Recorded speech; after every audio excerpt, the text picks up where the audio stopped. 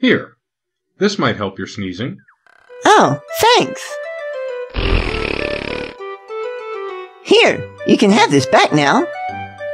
You retrieve the partially used cloth from the haystack. Feel better? Yeah, it's so good to be able to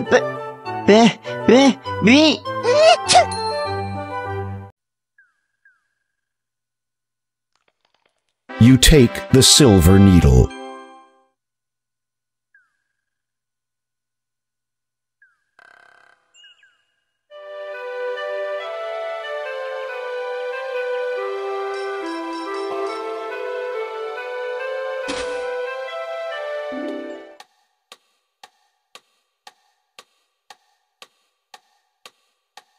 Yes? Could you recommend another good book?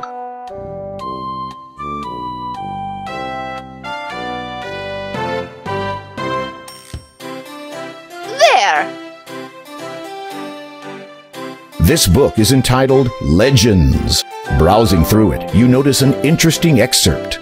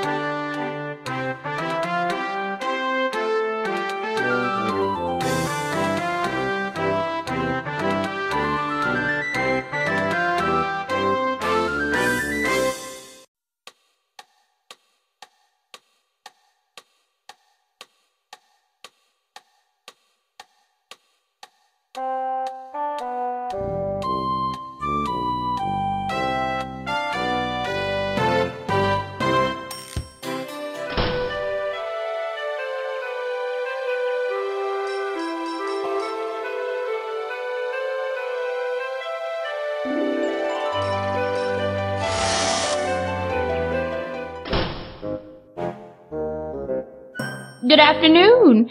What can I do for you, dear? Hello. Do you sell anything that would aid in ascent up a mountain? Unfortunately, I do not sell climbing equipment, or anything of that sort.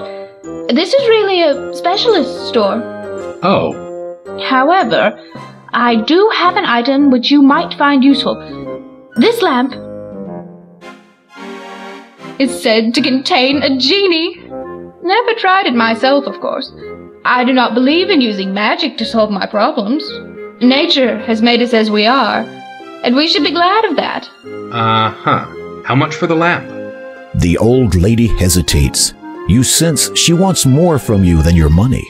You hope it is not anything that you will regret. Well, seeing as how you are a man who seems adept at taking care of himself, perhaps you could do a small favor for me? Somehow, you knew she was going to say that.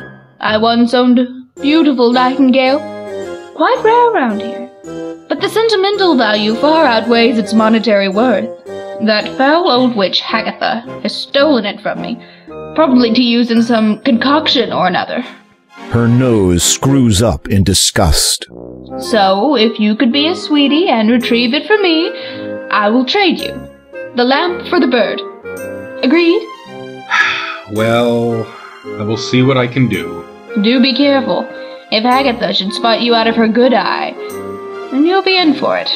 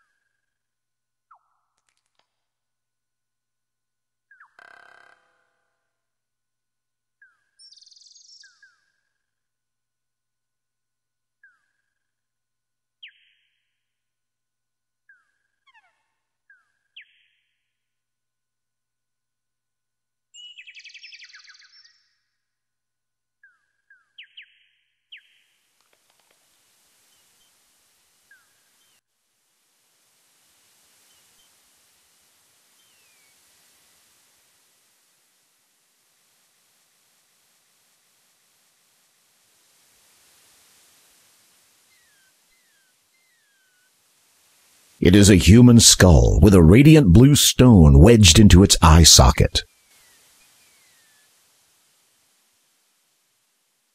It is a human skull with large eye sockets.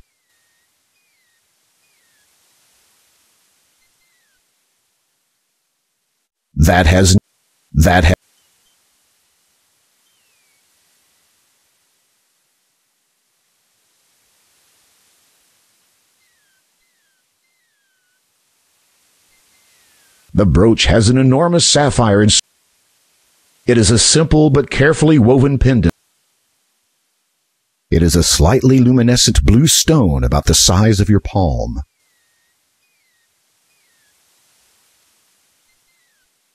The center stone. You feel a As you attempt to place the birth gem into the skull, you discover that it does not fit properly. Instead, it juts out uselessly like a bulging eyeball.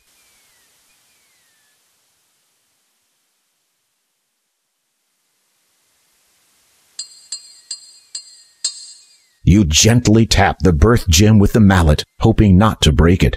It budges only slightly. You give it a harder hit. It moves a bit more.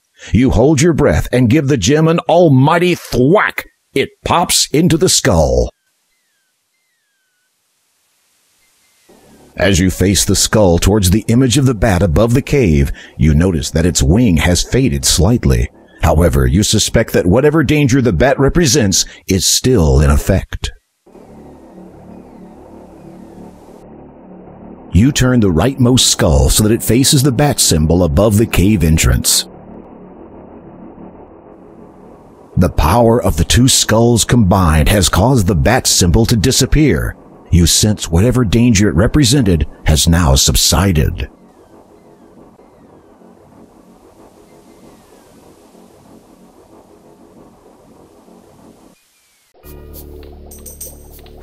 As you enter, you are almost overwhelmed by the foul stench which molests your nostrils.